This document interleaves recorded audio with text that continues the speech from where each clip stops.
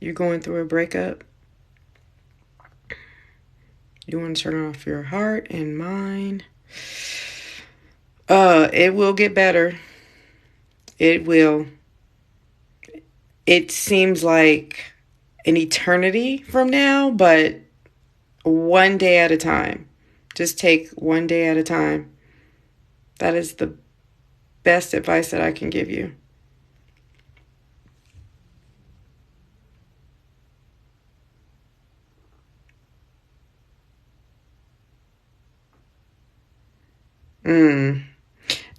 None of them like when you set boundaries. You know, like you could be dealing with one, but you know what? Like when you're healing, you're going to start seeing other people's true colors come out too.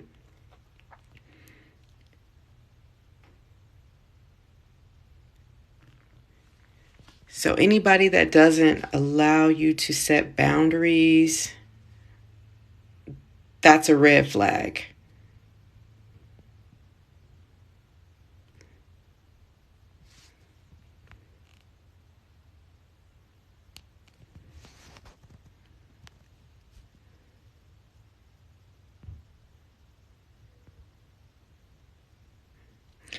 I think that's the trauma bond. When you are hurt and they've hurt you so much to the point where, like, you know, you feel this emptiness and you're in this dark space. You just can picture yourself in this dark room and you're alone. Like, that's how that feels. I've been there before, like crying my eyes out and lids are puffy as fuck because this person, like, doesn't know how to open up and feel for you when you're hurting, right?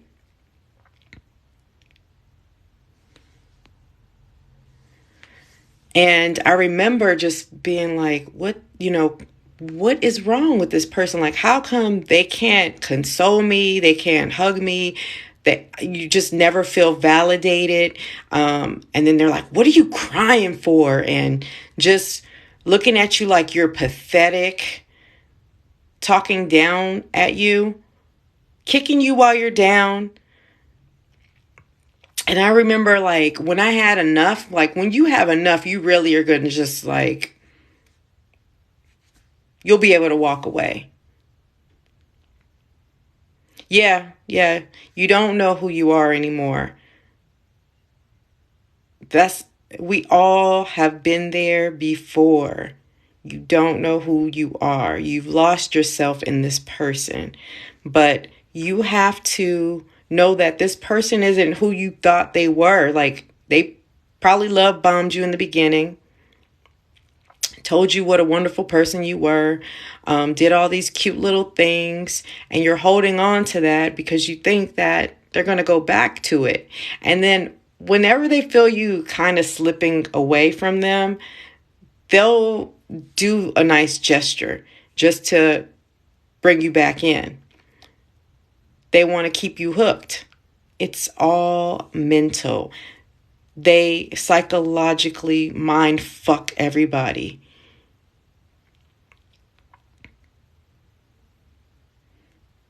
And the thing is, this is how they feel about themselves. Like, they're extremely insecure. They feel unworthy of love. They feel unlovable. So then in the beginning, when you met this person, they probably were just like, oh, you're too good for me. Like, you're so wonderful. You're this great, awesome person. And you can't do any wrong. Like, you're like this angel. But then when it comes to the discard, you're stupid. You're the worst thing that they've ever met. Mm-hmm.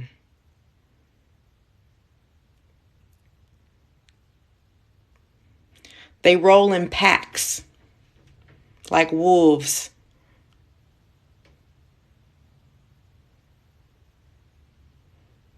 Mm-mm-mm. Oh, he called you his sunbeam. Cute, right? Fucker. Yeah, this is what they do. They play on the people that are genuine. They test you. They ask specific questions to find out whether or not you are someone that they can fucking push over.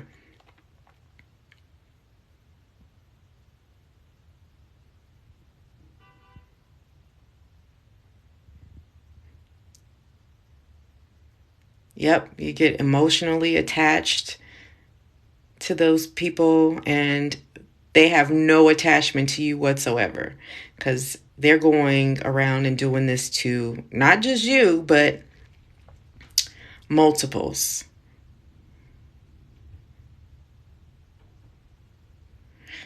No, so you said he knows he can't do it to you? Like he's admitted that? Yeah, but then he's still trying. Like there's something there that is happening and he thinks that he can keep you.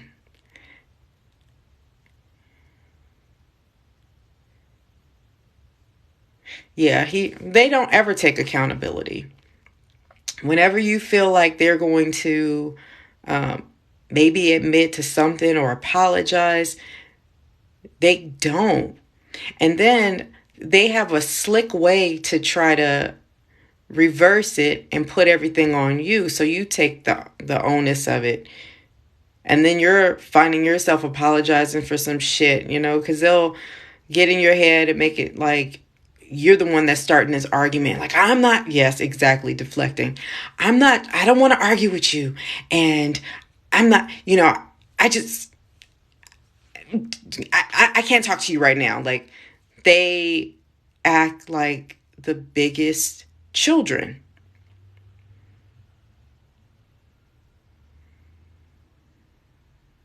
Yeah, why are you saying sorry for feeling how you feel? You can't turn off your emotions. You feel what you feel, and I'm sure the way you express it is probably normal, and you're coming to him not like a baby or something, but they're gonna make you feel like you're such a burden. Whatever you're saying to them is horrible. Like I do all these nice things for you and nothing's ever good enough, or all kind of shit.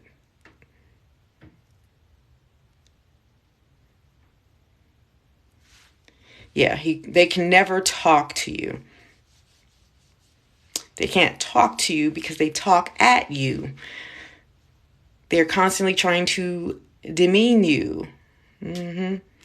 Yeah, I take it. You know what? Be that mean bitch.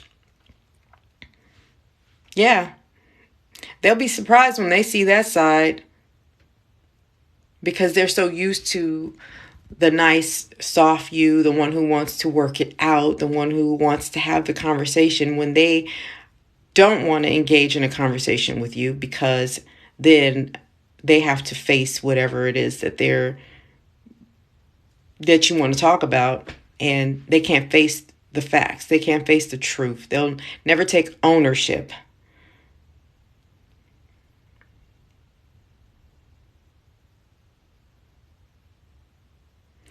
And so he says, you're controlling.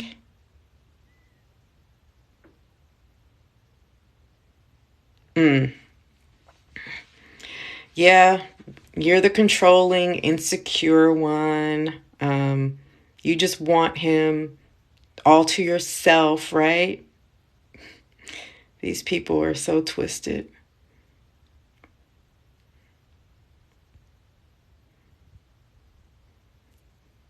You guys, like, just, I'm telling you, life is so much better when you start doing things for yourself, like, and work on the healing. That is the first and foremost important thing. Like, have you started going to therapy?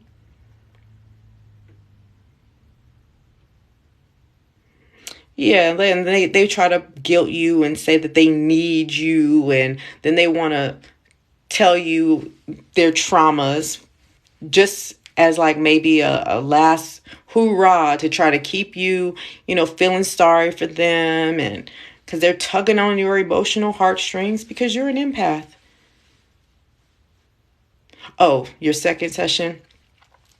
I was going for 2 years. I was going while right when I filed for divorce. I started going, and I was there for like 2 years, just letting out all this shit. And then my therapist was also like giving me a lot of insight to what happened, because I was like, I want to make sure that this does not happen again. Because like when I was younger, I chose some pretty bad guys. Like my first, we know what I'm talking about.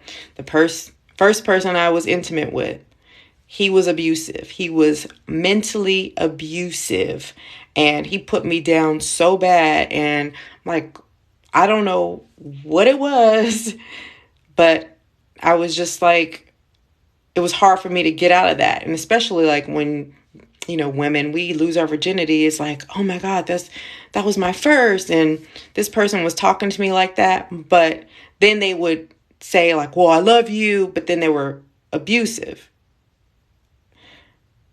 Yes, he is mentally, verbally, and physically abusive.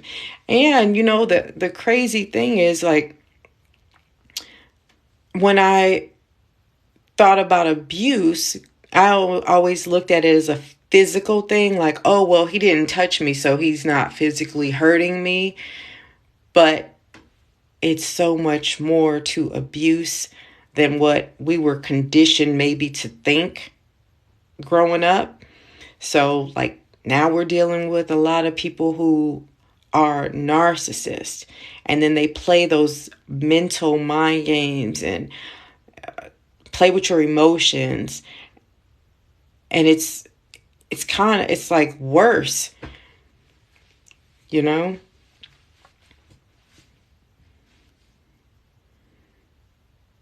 It's so sad. Like, we really have to love ourselves and know that you deserve better. But like your trauma, you're going to learn in your journey that there's a lot that stems from where that comes from.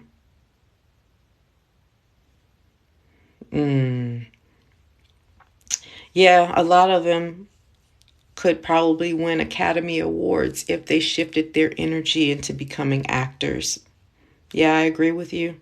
I've seen those performances as well. They would be more successful, I would say, if they channeled that energy to do something else than trying to kill, steal, and destroy people's lives.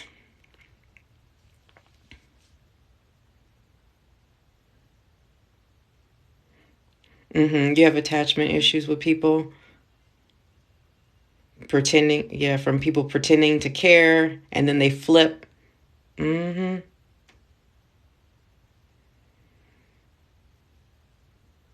Yeah, but that's the thing. I saw this video earlier. Somebody was saying that givers, wait, no. I was about to say it wrong. Takers always recognize givers. So if you are a giver, those takers, they recognize you. And they don't care how much you have on your plate. They are going to keep taking. As long as you're willing to give, they're going to suck you dry. They don't care whatever you are dealing with. If you have a lot on your plate, if you have kids, they don't care about none of that. They don't care about your mental health. Yes, vampires. Bleed you dry. And then you look up and you're like, who am I? What am I? You've completely lost yourself because you're putting this person's needs, you're trying to meet that person's needs, and you're putting yourself last.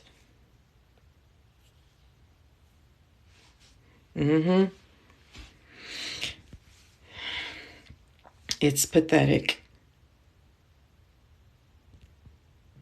So yeah, you stay in therapy for as long as you need, because you'll know, like when you can stand on your own 2 feet. But yeah, don't be ashamed about how long it might take.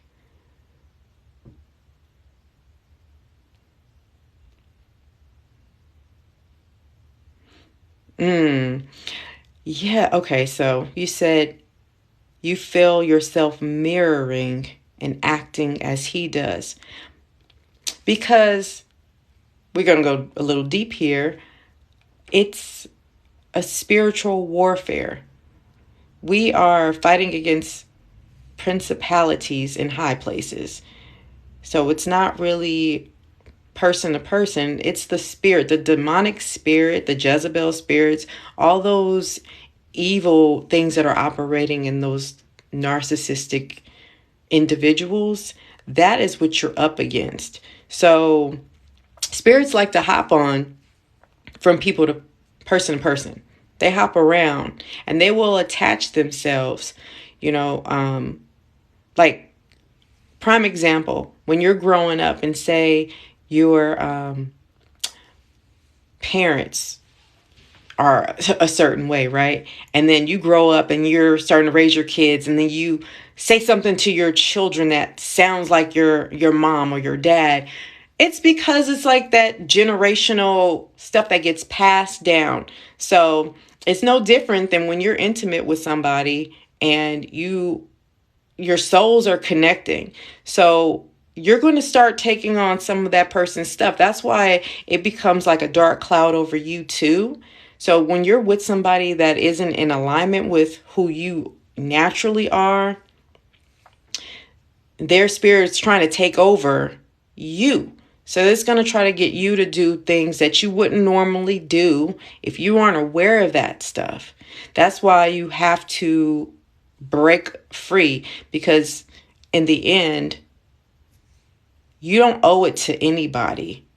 You don't owe it to that person. You don't owe them shit. You have to answer to the higher power. And you have to use your own intuition, your own God guiding you.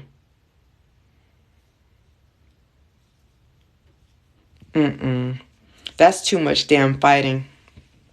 That is way too much. You don't want to live like that. If you look at it this way too, like every day that you stay there, that's a day that you are wasting of your precious time of happiness.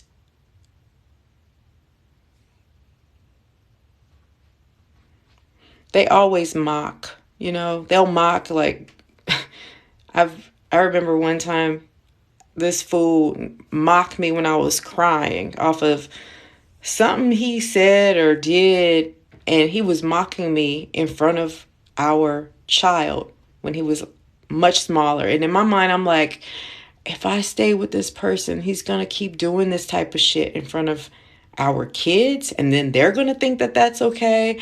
I don't want my son to think that it's okay and that women just gonna sit around and put up with this type of shit. Yep. Like I'm telling you, the tears, like the ugly cry tears, and then he's like back at me and was just like, grow up, because I was crying for something he said or did. This was years ago, so I can't even remember the specific argument, but you know what? How the saying goes, you may not remember what a person said, but you'll remember how a person made you feel. And I remember how he made me feel in that moment, and looking at his eyes, because this happened when we were driving. He was driving and we were on our way to his mom's house.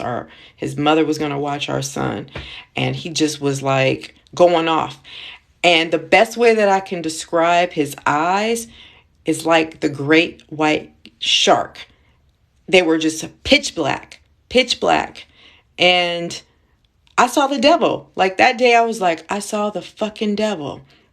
And I didn't tell my family about it because I knew if I told anybody, they were going to be like, oh, you need to let him go. Who is this? Somebody's inviting to join. Now it disappeared. This is my first live, you guys, so I'm trying. Your husband's eyes were red. Oh, shit. Yeah, like that shit. I was like, oh my God, his eyes went black. I saw the devil. So I told one person, hi. And you trying to get 1,000 to go live? Yes.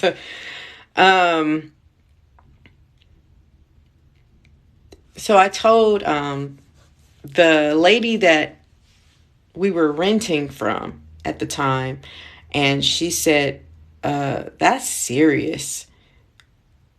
She was like, and then she asked, she was like, are you afraid? Do you think he's going to hit you? And then I was like, I don't think he's going to hit me. And she was like, but that's how it starts. So she was, telling me that that's how it starts usually. So, be careful. And she was like, maybe you should write him a letter and tell him how you feel, or just get whatever you feel out. You don't have to give him the letter, but just, let it out. So that's what I did. I wrote a letter and I never gave it to him. But in my letter, I did write, like, I saw the fucking devil in your eyes, and that scared the holy shit out of me. But I saw the devil again when he was discarding me at the end of our marriage. And he told me that I needed to move back in with my parents, because if I wasn't happy in the house that he was paying for, then I needed to go. Yeah. Send me packing with our 3 kids. This is how he spoke to me. And made me feel like I said something wrong. I did something wrong. And I was like, what the fuck? Yeah. Like, you need to go then. If you're not happy here, you need to go. And all because he was exposing himself, and I started to question the things that he was saying. It just was not adding up. It wasn't making any sense to me, because we had been together for over a decade. And then we moved away from a city. I don't disclose too much information about like where I'm from and things like that. Because for me, it's not about, I'm not outing anybody. I'm not trying to, like, this is the father of my children.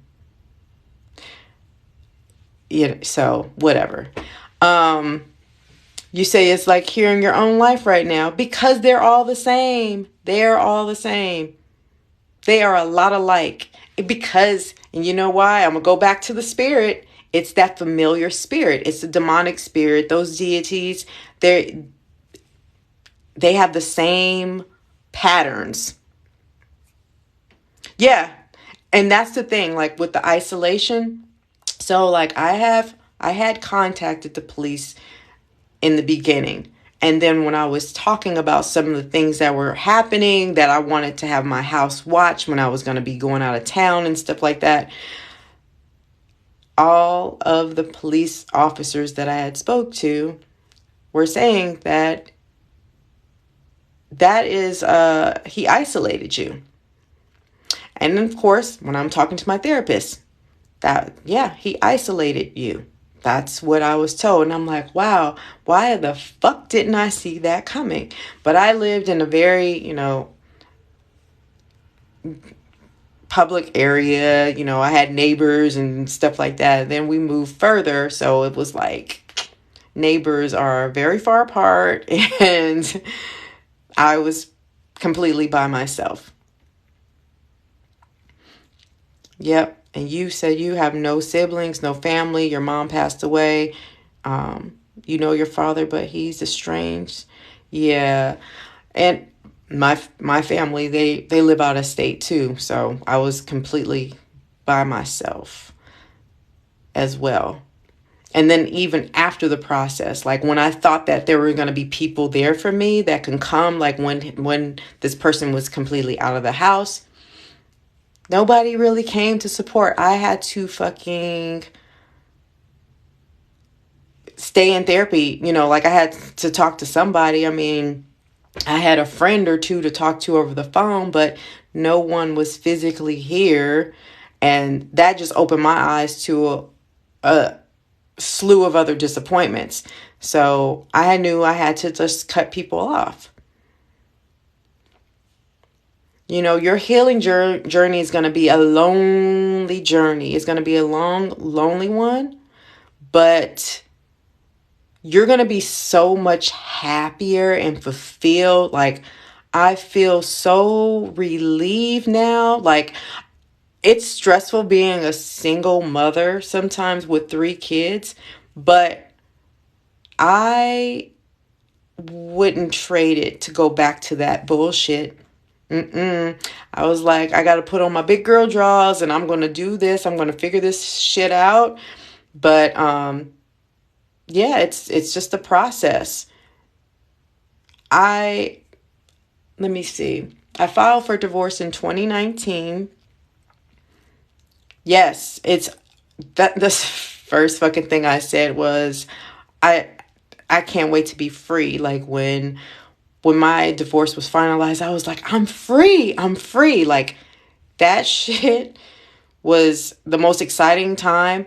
I took a trip by myself. I didn't tell nobody that I was going. Like I just kept it to myself.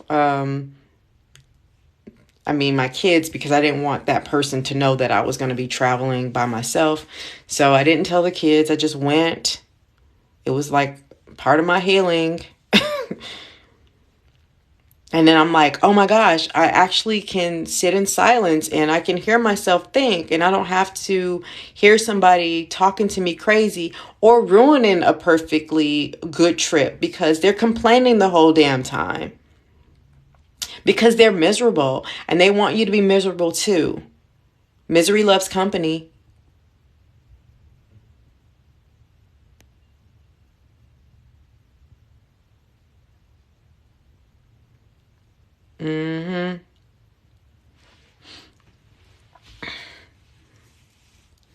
So, like, you have to get free too, break free. Release those shackles, girl. Yeah, and when you're triggered, you're the crazy one. But guess what? I've been watching so many videos. All these videos they're talking about like if a narcissist calls you a bitch or calls you crazy, it's actually a compliment because that means they can't pull the wool over your eyes anymore. Yes, everybody should take a solo trip. Take a solo trip. Do it. I'm going to be honest, I was lonely on that trip, but I had my peace.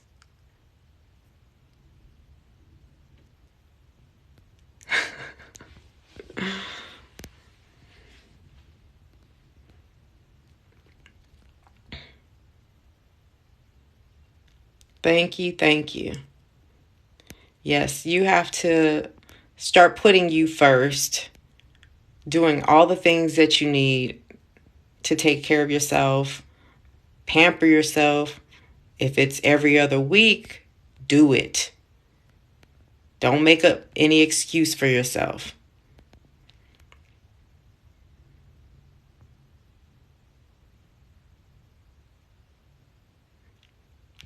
Somebody said you cross-eyed. I'm cross-eyed too. Do I look cross-eyed on here? Sorry. Oh, goodness. Anything else, guys? Oh, thanks.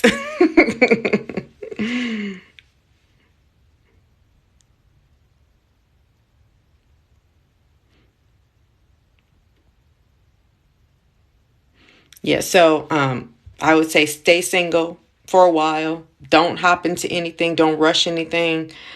I filed in 2019. The divorce was finalized in 2021. It took a long time because that was during COVID.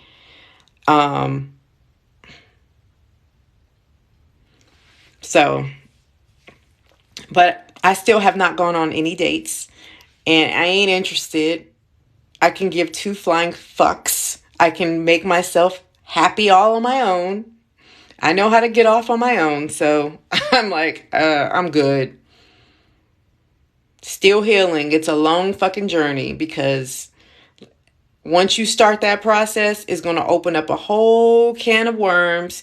You're going to see other people that have the same type of traits, whether it be friends, family members, and you're just going to be cool on a lot of folks. Hello, Detroit.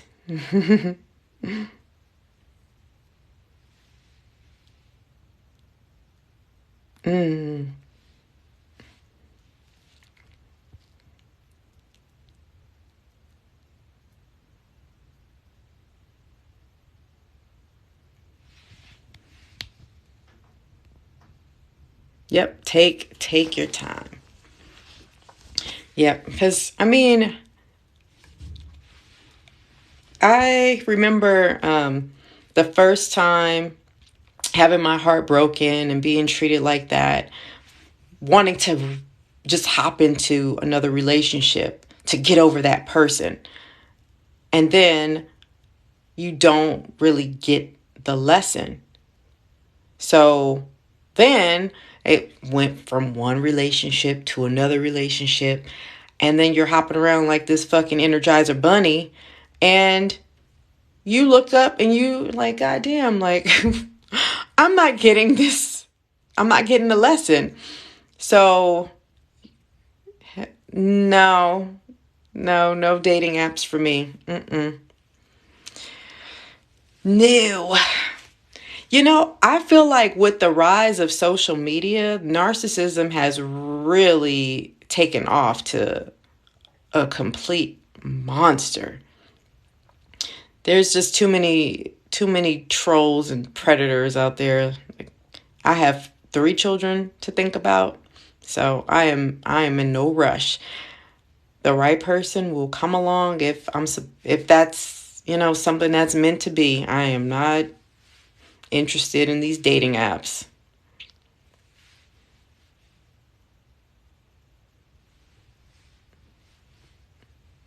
Yeah, everything is weird. People are weird.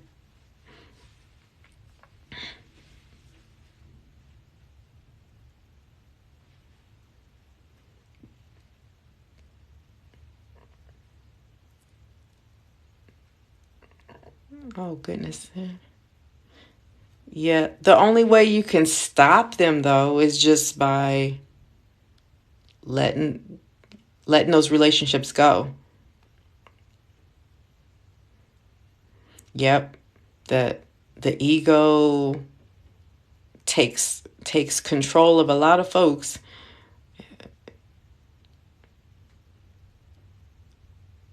But yeah, this is just another strategy to get us to like focus on those type of things. That's why narcissism, it's a spectrum. Like if you read about it, psychologists say it's safe to say that everybody has a little bit of narcissism in them.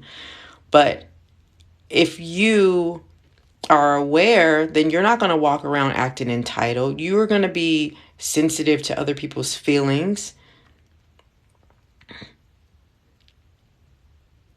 You're going to be able to empathize when someone's telling you something that they've experienced. You're just not going to like not feel anything for them. But if you're one of those type of people that's in that dark space, they can't relate. Like, oh, I only got a few more minutes and then I have to go get my girls. But I was watching that R. Kelly shit, Surviving R. Kelly, one day.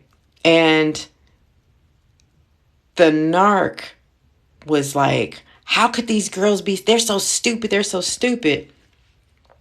And like really talking down upon them. But when I would remember the way that he would talk about women, he was always degrading women. You know, women are so stupid, women can't drive, da da da da da. So I'm watching this show and I was like, oh, wow, like this guy is a predator. Like he preyed on these young girls. But then it brought me back to when I was 16 and I had told you I had that boyfriend who mentally he was breaking me down, telling me I was a waste of flesh, had me running down the street crying, banging my head on the fucking wall and shit, because he made me feel worthless. And I was like, so I shared that with him. I said, but I experienced something like that. I remember that happened to me. Somebody like really got in my head and told me that I was a waste of flesh, like my life meant nothing. And he looked at me, but it wasn't a like, oh my God, I'm sorry that happened to you, the mother of my children, my wife. No, he looked at me, he was like, how could how would you even care about that? Why would you, like, that happen to you? And like he had this disgusting look on his face that he wished that if he known that earlier, he would have never fucking like been with me, you know, because I was just too stupid to allow myself to be mentally abused at 16 years old. Yeah. It's our fault. It's every victim's fault of why they got abused, right? Yeah, they have a nasty disdain for women because it stems from the mommy issues, and they've never dealt with it. That is correct. Yep. Him mad at himself.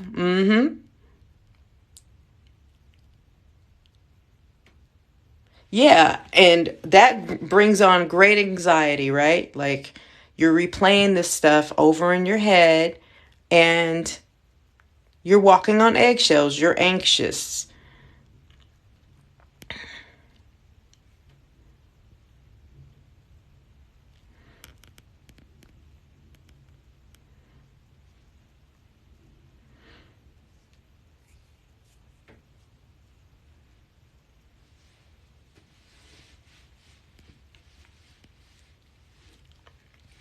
Yeah, it's so sad, but those people, they do it and it's because that's how they feel about themselves, so they are projecting it onto others. They don't want to, yes, they hate themselves, and they want you to hate yourself too. They want you to feel empty how they feel, and they will bring you to those places.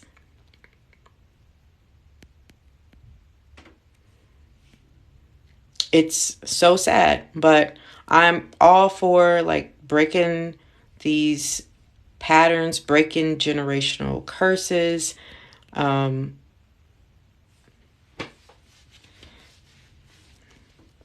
we gotta put an end to narcissism. That's why we have to talk about it so people can recognize and wake the fuck up and know that the person that who they're with is really not who they've led themselves on to be.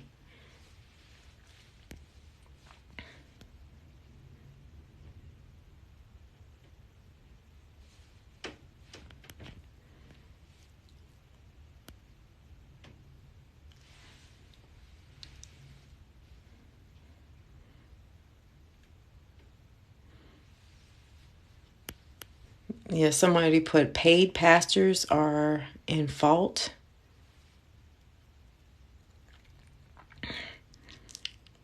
There's a lot of people at fault too. Like when anybody doesn't want to take accountability, like even for those of us that were victims of any type of abuse, when we start to uncover like what happened, we have to also find where the mistakes that we made. You know, ignoring our instincts, our intuition, our inner guide. Being an enabler, yes, because like if you're making excuses for the person's behavior, like, oh, that's just so and so being so and so. Oh, but they really love me. Like we gotta nip it in the bud.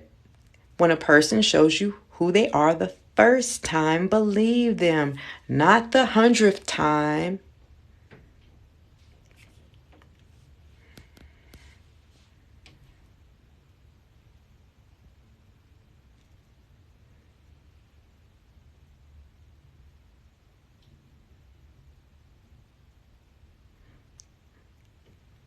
Yeah, and it's crazy how long, like, we'll ride this shit out, right?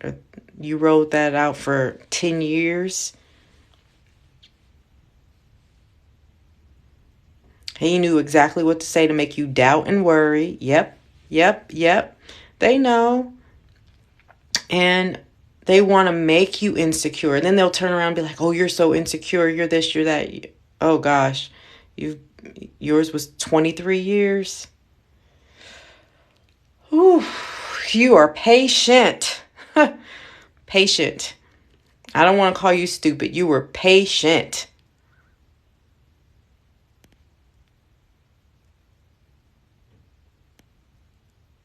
Then you had the same situation for 12 years. Then got with him thinking that he was different.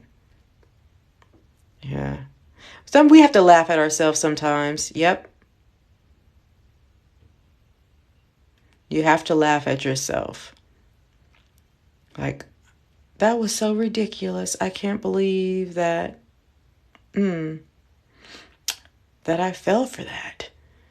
But you know what? I think it's the part of us playing on that biological clock, our age and things like that. All that becomes a factor. And they know this. So that's why they want to get someone when they're in their prime, like, oh, this is good bait right here, you know? Oh, and then, yeah, they'll want you to have their baby so they can really get you caught up. Yep. Yep. Yeah.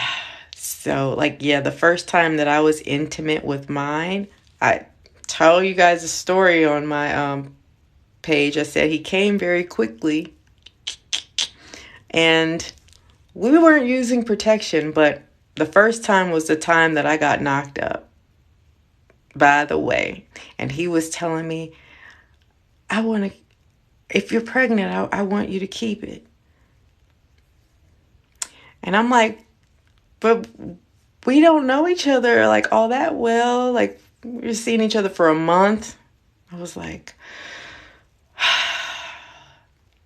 but he swore up and down. He knew he wanted to be with me. He was ready to start a family. And so I was like, okay. But you know what?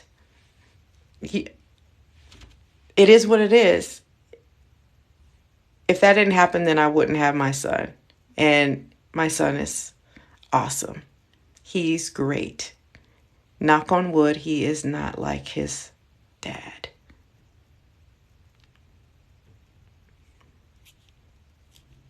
And I had him in therapy while we were going through the divorce. So if anybody out there has children and you're going through a divorce or a breakup with a narcissist, please get your child or children in therapy. Because you don't want that narcissist putting shit in your kid's head. And you don't want your child blaming themselves, thinking that they're the problem. Yep. Healing is understanding that hurt people. And those people that are going around hurting people, it's because they're hurt inside.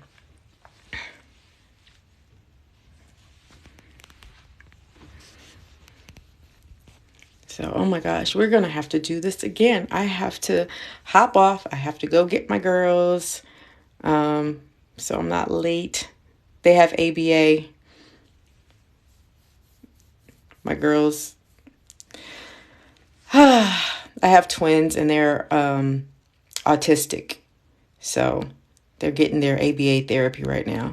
But thank you guys for listening and typing. I was like, I've never done a live before. Is anybody going to be on here? Like, how does this work?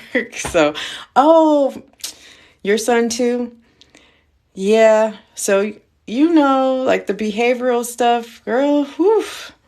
I be having to take a lot of deep breaths. Like, my son is 14.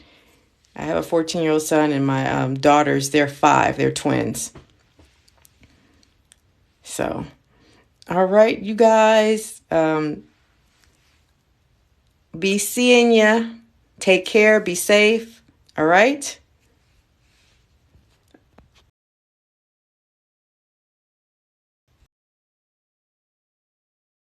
Sorry, guys.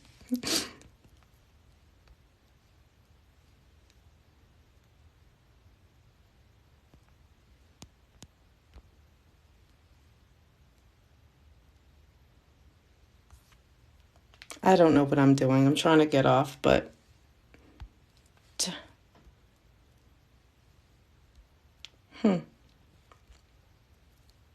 there it goes. In now. 5, 4, 3, 2, 1. Adios.